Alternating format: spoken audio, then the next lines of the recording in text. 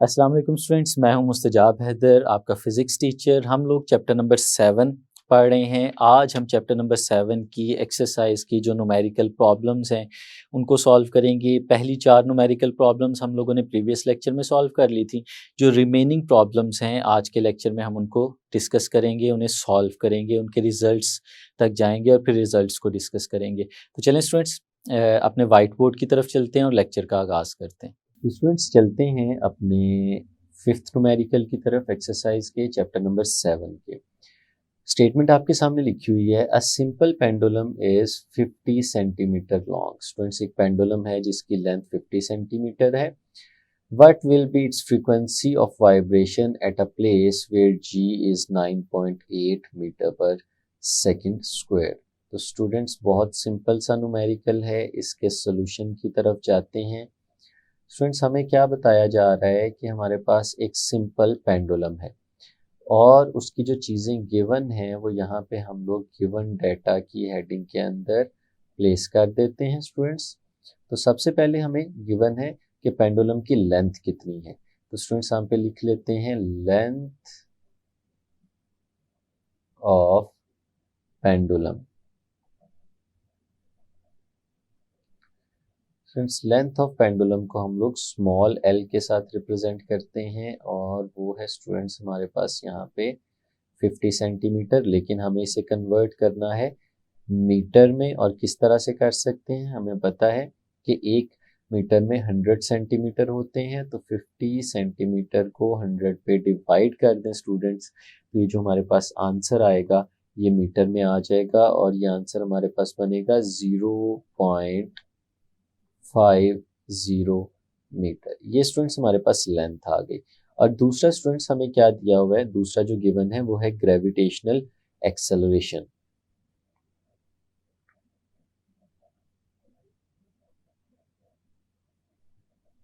Gravitational acceleration की value students हमें दे दी गई है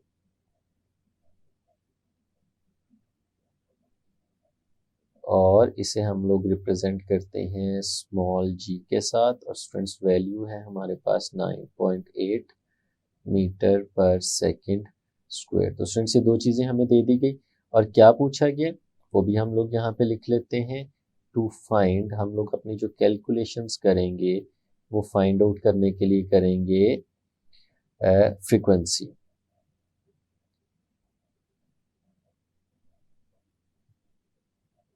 फ्रीक्वेंसी जिसे स्मॉल एफ के साथ स्टूडेंट्स रिप्रेजेंट किया जाता है वो हमें यहाँ पे फाइंड आउट करनी है। तो स्टूडेंट्स, इस तरह से है कि हमारे पास एक सिंपल पेंडुलम है जिसे किसी रिजिड सपोर्ट के साथ इस तरह बांध दिया गया होगा और यहाँ पे एक स्मॉल पॉइंट मैस होगा स्टूडेंट्स। और फिर क्या करेंगे कि इसकी जो लेंथ है यहाँ पे वो हमें प्रोवाइड कर दी गई 50 सेंटीमीटर के साथ। और फिर हम इसे थोड़ा सा डिस्टर्ब करेंगे इसकी मेन पोजीशन से और इसे लेट्स सपोज स्टूडेंट्स यहाँ तक ले आते हैं और उसके बाद इसे रिलीज कर देंगे। तो स्टूडेंट्स, ये मूव करेगा अपनी मेन पोजीशन की तरफ और फिर यहाँ से आगे चलेगा और अपनी एक्सट्रीम पोजीशन की तरफ जाएगा अपने इनर्शिया की वजह से, और फिर यहाँ से मूव करके वापस आएगा और इस तरह ऑसिलेट करना शुरू कर देगा। और स्टूडेंट्स, हमें फाइंड आउट करना है कि इसकी ऑसिलेशन की फ्रीक्वेंसी क्या है। तो कैलकुलेशंस की तरफ चलते हैं स्टूडेंट्स। हमें पता है कैलकुलेशंस के केस में कि हम लोग फ्रीक्वेंसी कैसे फाइंड आउट कर सकते हैं। हमें फॉर्मूला पता है, यहाँ पे लिखते हैं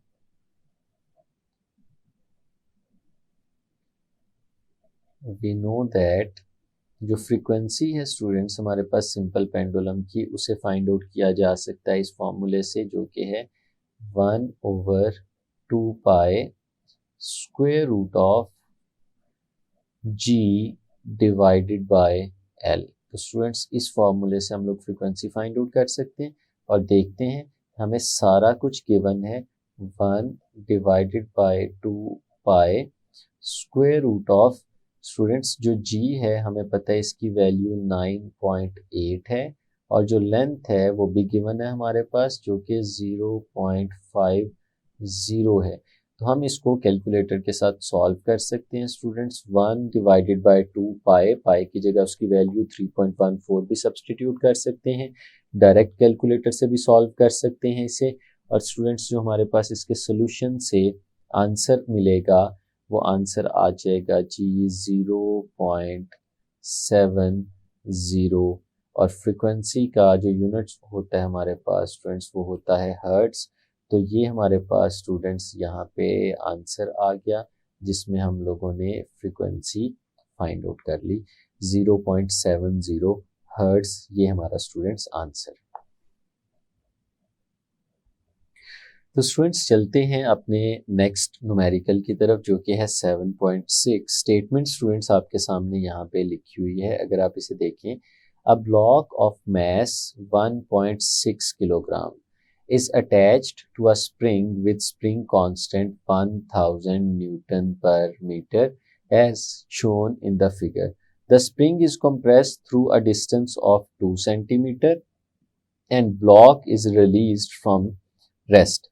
Calculate the velocity of block as it passes through the equilibrium position where x is equal to 0 if surface is frictionless. तो स्टूडेंट्स ये फिगर आपको नज़र आ रही है, इस फिगर के अंदर हमारे पास इस तरह से एक ब्लॉक ऑफ मैस मौजूद है जिसको इस जगह पे हमने रखा हुआ है, एक्सटेंड किया हुआ है एक ऐसे स्प्रिंग के साथ अटैच करके जिसका स्प्रिंग कांस्टेंट ये आपको बताया गया 1000 न्यूटन पर मीटर है। और स्टूडेंट्स यहाँ पे स्प्रिंग कांस्टेंट के साथ जब हम इसे रिलीज करते हैं तो ये वापस चला जाएगा और फिर मेन पोजीशन से पास करते हुए जाएगा और स्प्रिंग को कंप्रेस कर देगा। तो स्टूडेंट्स पूछा आपसे ये जा रहा है कि जब ये इसको कंप्रेस करते हुए जा रहा होगा और मेन पोजीशन से गुजरेगा तो मेन पोजीशन पे इसकी स्पीड क्या होगी, इसकी वेलोसिटी क्या होगी। तो स्टूडेंट्स चलते हैं और इसका सोल्यूशन देखते हैं। सोल्यूशन के लिए सबसे पहले हम इसका डेटा यहाँ पे लिखते हैं, जो डेटा हमारे पास गिवन है उसे गिवन डेटा की फॉर्म में। तो स्टूडेंट्स जो डेटा हमारे पास गिवन है वो ये है, सबसे पहले ब्लॉक का जो मैस है वो हमें बता दिया गया है। उस मैस को स्टूडेंट्स हम स्मॉल m के साथ रिप्रेजेंट करते हैं जो कि 1.6 किलोग्राम है। और उसके बाद स्प्रिंग कांस्टेंट भी हमें बता दिया गया है स्टूडेंट्स, स्प्रिंग कांस्टेंट। और जो स्प्रिंग कांस्टेंट है यहाँ पे स्टूडेंट्स हमें पता है उसको k के साथ रिप्रेजेंट करते हैं और इसकी वैल्यू है 1000 न्यूटन पर मीटर। ये स्प्रिंग कांस्टेंट की वैल्यू भी आ गई। और स्टूडेंट्स जो डिस्प्लेसमेंट है यहाँ पे, जो मैक्सिमम डिस्प्लेसमेंट है जिसे हम लोग एम्पलीट्यूड भी कहते हैं, वो भी हमें बता दिया गया है। तो स्टूडेंट्स जो एम्पलीट्यूड है इस केस में जिसे x नॉट के साथ रिप्रेजेंट किया जाता है वो 2 सेंटीमीटर है। और इसे अगर स्टूडेंट्स हमें मीटर में कन्वर्ट करना हो तो हमें पता है कि 1 मीटर के अंदर 100 सेंटीमीटर होते हैं, तो हम इसे स्टूडेंट्स डिवाइड करेंगे 100 के साथ, तो ये हमारे पास कुछ रिलेशन आ जाएगा इस तरह से 0.02 मीटर। ये स्टूडेंट्स हमें एम्पलीट्यूड भी यहाँ पे पता चल गया। अब जो स्टूडेंट्स पूछा जा रहा है वो ये है कि उसकी स्पीड बताएं, उसकी वेलोसिटी बताएं जब वो x इज इक्वल टू 0 पे मौजूद हो, यानी कि स्टूडेंट्स वो मेन पोजीशन पे होना चाहिए। x की वैल्यू भी हमें बता दी गई है, x की वैल्यू है हमारे पास 0। तो फाइंड आउट क्या करना है वो भी लिख लेते हैं स्टूडेंट्स। हमें फाइंड आउट यहाँ पे करना है स्पीड को, v हमें फाइंड आउट करना है एट मेन पोजीशन। तो स्टूडेंट्स कैलकुलेशंस की तरफ चलते हैं।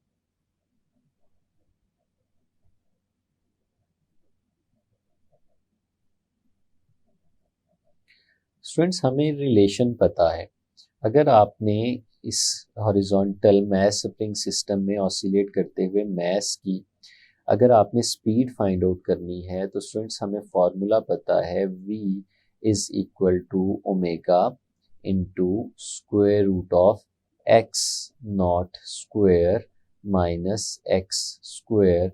तो स्टूडेंट्स इस फॉर्मूले को यूज करते हुए हम लोग स्पीड फाइंड आउट कर सकते हैं। तो स्टूडेंट्स देखें इस फॉर्मूले के अकॉर्डिंगली तो हमें सारे वेरिएबल्स गिवन हैं, सिर्फ हमें यहाँ पे ओमेगा को लिखना है इसके बेस टर्म्स में। तो हम लोग इसको कुछ इस तरह से भी लिख सकते हैं स्टूडेंट्स कि हमें पता है कि v is equal to omega, और ओमेगा स्टूडेंट्स इस केस में इक्वल होगा square root of k over m। और स्टूडेंट्स हमारे पास इसके आगे लिखा हुआ है square root of x not square minus x square. और स्टूडेंट्स हम लोगों को पता है कि यहाँ पे x तो ज़ीरो है क्योंकि मेन पोजीशन की बात हो रही है।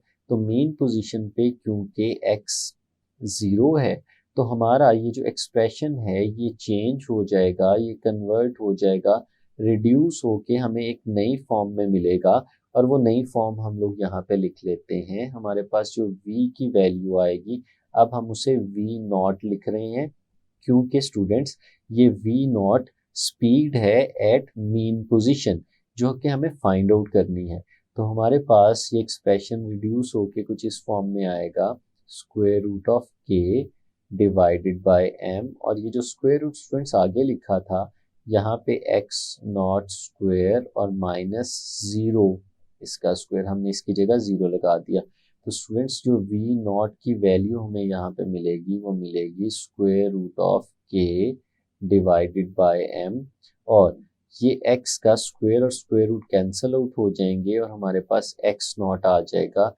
हम इसे ऐसे भी लिख सकते हैं कि v not is equal to x not और स्टूडेंट साथ में आ गया square root of k divided by m। तो स्टूडेंट्स ये जो एक्सप्रेशन इस वक्त आपके सामने आया है ये एक्सप्रेशन हमें याद भी होना चाहिए कि हम लोगों ने सीखा था कि जब आपने किसी भी जगह पे मैक्सिमम स्पीड फाइंड आउट करनी हो ऑसिलेट करते हुए ऑब्जेक्ट की तो इस फॉर्मूले से फाइंड आउट कर सकते हैं। तो स्टूडेंट्स यहाँ पे हम इस फॉर्मूले में वैल्यू सब्सटीट्यूट कर सकते हैं। तो v नॉट स्टूडेंट्स हमारे पास आएगा, सबसे पहले x नॉट की वैल्यू यहाँ पे सब्सटीट्यूट करनी है जो कि है 0.02 और उसके बाद स्क्वायर रूट के अंदर स्टूडेंट्स हमारे पास k लिखा हुआ है और उस k की वैल्यू हमें गिवन है जो कि है 1000 और साथ में स्टूडेंट्स m लिखा हुआ है और m की वैल्यू भी गिवन है हमारे पास जो कि है 1.6। तो स्टूडेंट्स इस पूरे एक्सप्रेशन को जब हम लोग सॉल्व करेंगे तो हमें जो v नॉट की वैल्यू यहाँ पे मिलेगी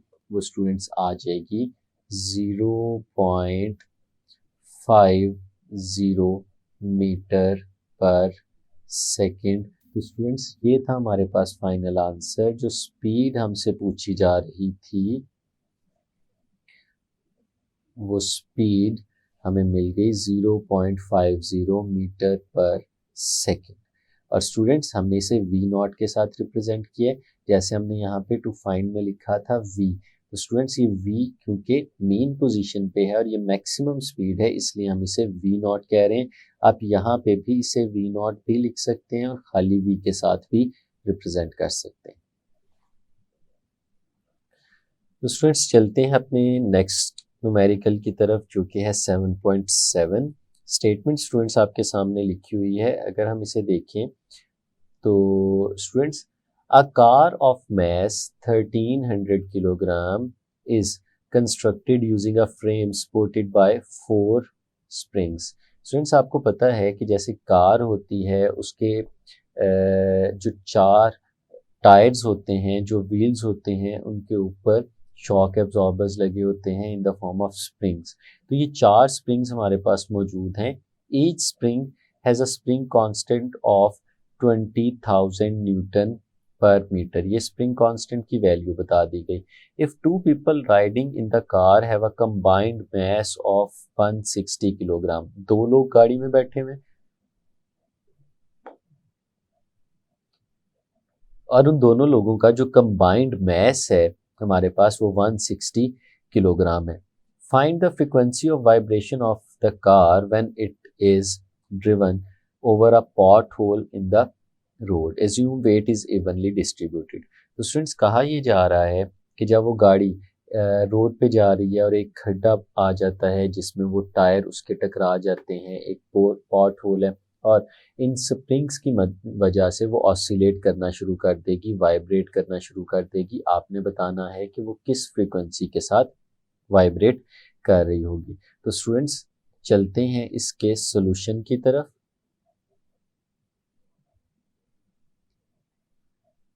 और वो सारा डेटा लिखते हैं जो डेटा हमें यहाँ पे गिवन है in the form of given data.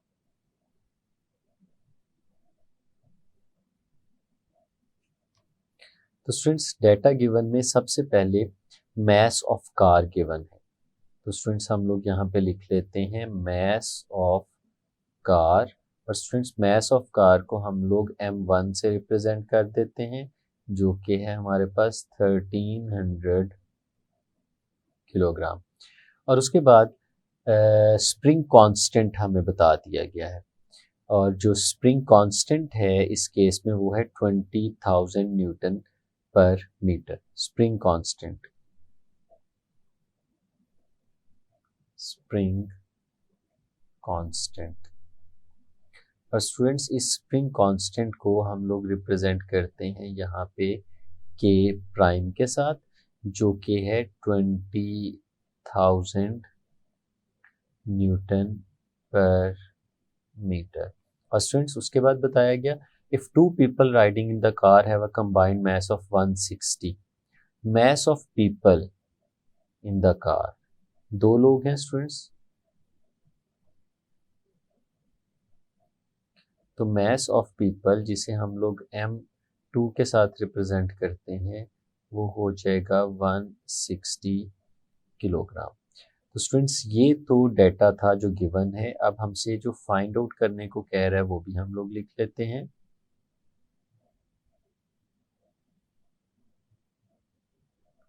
तो स्टूडेंट्स हमें यहाँ पे फाइंड आउट करनी है फ्रीक्वेंसी ऑफ वाइब्रेशन।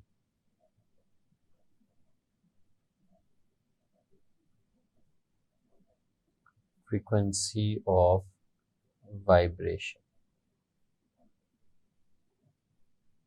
और फ्रीक्वेंसी ऑफ वाइब्रेशन को स्टूडेंट्स हम लोग स्मॉल f के साथ रिप्रेजेंट करेंगे। और स्टूडेंट्स चलते हैं आगे कैलकुलेशंस की तरफ।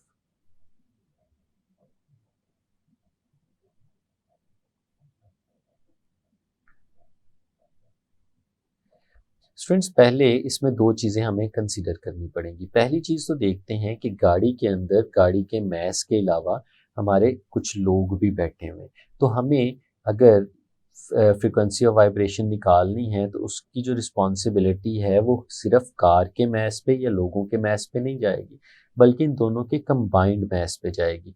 तो हमें सबसे पहले फाइंड आउट करना है यहाँ पे टोटल मैस कितना है।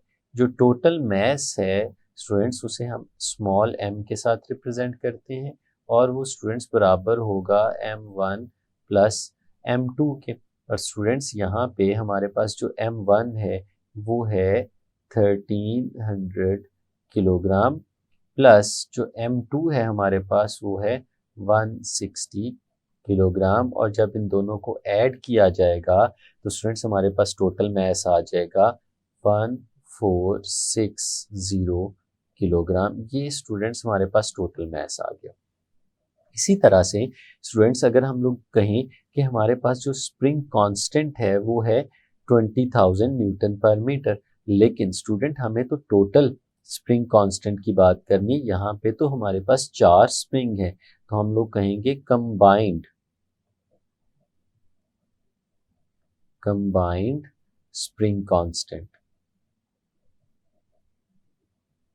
जो स्टूडेंट्स हमारे पास कंबाइंड स्प्रिंग कांस्टेंट आएगा यहाँ पे उसे हम लोग रिप्रेजेंट करते हैं k के साथ। और क्योंकि 4 स्प्रिंग हैं और सिमिलर स्प्रिंग हैं, स्टूडेंट्स हम लोग कह सकते हैं कि वो 4 टाइम्स ऑफ k प्राइम आ जाएगा। यानी एक स्प्रिंग का जो स्प्रिंग कांस्टेंट है उसे हम लोग मल्टीप्लाई कर देंगे 4 के साथ।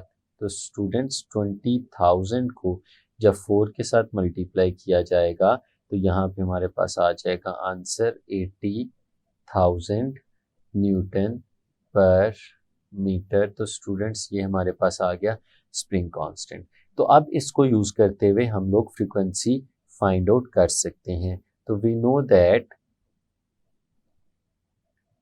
स्टूडेंट्स हम जानते हैं कि हमारे पास जो फ्रीक्वेंसी का फॉर्मूला होता है f is equal to 1/2 pi square root of k divided by m। तो स्टूडेंट्स ये हमारे पास फॉर्मूला आ जाता है और अब हमारे पास सारी वैल्यूज़ यहाँ पे मौजूद हैं, हम उन्हें सब्सटीट्यूट कर देंगे। तो 1/2 pi and square root of students k की जगह इसकी वैल्यू सब्सटीट्यूट करते हैं जो कि है हमारे पास 80,000 और स्टूडेंट्स इसको डिवाइड करते हैं हम लोग मैथ्स के साथ और जो मैथ्स की वैल्यू है हमारे पास वो है 1460 और इस पूरे को जब हम लोग सॉल्व करेंगे स्टूडेंट्स तो हमारे पास आंसर आ जाएगा 1.18 और स्टूडेंट्स फ्रीक्वेंसी का जो यूनिट होता है हमारे पास वो होता है हर्ट्ज। तो इस तरह से हमारे पास जो फ्रीक्वेंसी थी स्टूडेंट्स वो आ जाएगी 1.18 हर्ट्ज और ये हमारा फाइनल आंसर होगा। तो स्टूडेंट्स चलते हैं अपने नेक्स्ट न्यूमेरिकल की तरफ। 7.8 स्टेटमेंट आपके सामने लिखी है, find the amplitude frequency and time period of an object vibrating at the end of a spring if the equation for its position as a function of time is given। तो students ये equation हमें दे दी गई है, what is the displacement of object after 2 second. तो students solution की तरफ चलते हैं इसके।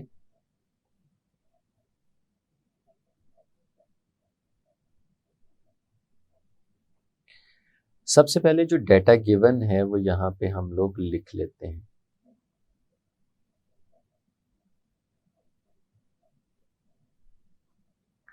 जो डाटा गिवन है अगर हम देखें तो लार्जली हमारे पास एक इक्वेशन ही गिवन है जिसको बताया गया है कि x is equal to 0.25 cos pi by 8 into t. Students ये इक्वेशन हमें यहाँ पे गिवन है और इसके साथ एक चीज़ और बताई गई है, what is the displacement of object after 2 seconds. Time हमें दे दिया गया है, जब टाइम 2 सेकेंड होगा तो उस वक्त हमें डिस्प्लेसमेंट बताना है। तो जो फाइंड आउट करना है वो हम लोग यहाँ पे लिख लेते हैं। टू फाइंड स्टूडेंट्स हम लोग ये यहाँ पे जो फाइंड आउट करना है वो यहाँ पे मेंशन करते हैं। सबसे पहले जो स्टूडेंट्स हमें फाइंड आउट करना है वो है जी एम्पलीट्यूड। एम्पलीट्यूड को स्टूडेंट्स हम लोग x नॉट के साथ रिप्रेजेंट करते हैं, ये फाइंड आउट करना है। उसके बाद स्टूडेंट्स हमसे पूछा गया है फ्रीक्वेंसी, तो फ्रीक्वेंसी को स्मॉल f के साथ रिप्रेजेंट करते हैं। उसके बाद स्टूडेंट्स पूछा गया है displacement time period, time period को कैपिटल T के साथ रिप्रेजेंट करते हैं और आखिर में स्टूडेंट्स हमारे पास डिस्प्लेसमेंट x पूछा गया है, वो हमें फाइंड आउट करना है। तो स्टूडेंट्स ये सारी चीज़ें हमें इस इक्वेशन को यूज़ करते हुए फाइंड आउट करनी है। हम लोग यहाँ पे लिखते हैं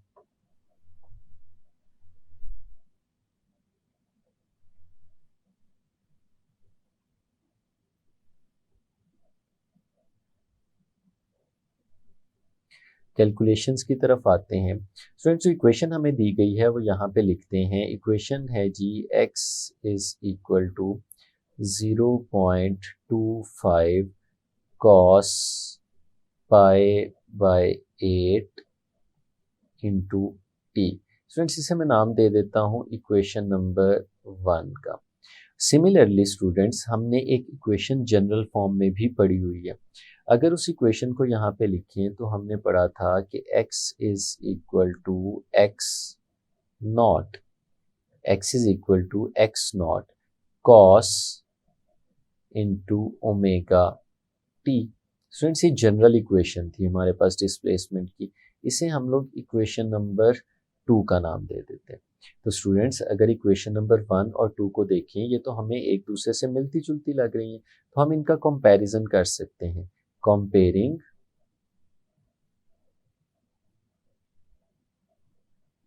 equation number 1 and equation number 2। तो स्टूडेंट्स इक्वेशन नंबर 1 और इक्वेशन नंबर 2 को कंपेयर करते हैं, तो हमें नज़र आ रहा है जहाँ पे x लिखा हुआ है वहाँ पे इसमें भी x लिखा हुआ है।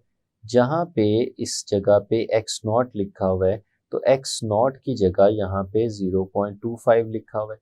ओमेगा की जगह पे π/8 लिखा हुआ है और टाइम बिल्कुल उसी तरह से लिखा हुआ है। तो इस कंपैरिजन से हम लोग कुछ रिजल्ट्स निकाल सकते हैं।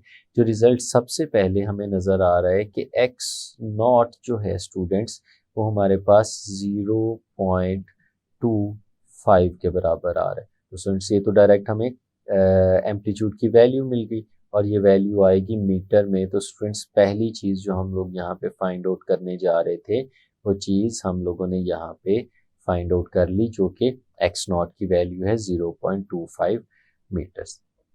स्टूडेंट फर्दर कंपैरिजन पे चलते हैं तो हम लोग देखते हैं कि हमें ओमेगा की वैल्यू भी पता चल रही है। अगर हम ओमेगा देखें स्टूडेंट्स तो ओमेगा आ रहा है हमारे पास π/8 के बराबर।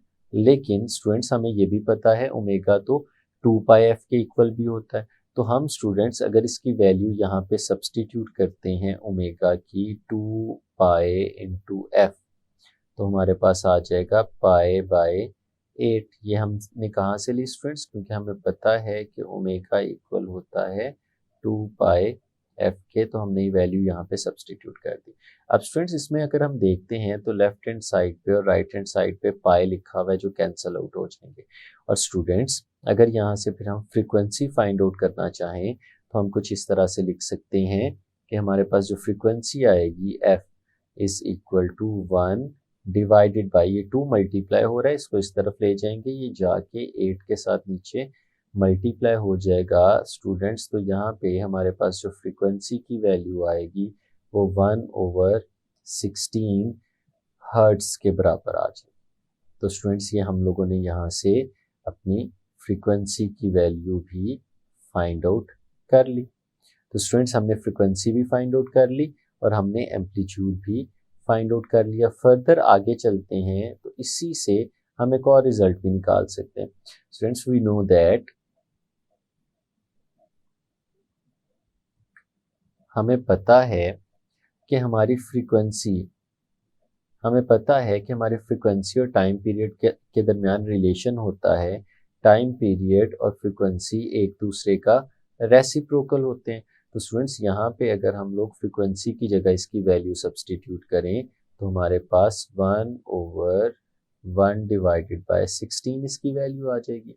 और स्टूडेंट्स ये ऊपर चला जाएगा और रीअरेंज करेंगे तो टाइम पीरियड हमारे पास आ जाएगा 16 सेकेंड्स।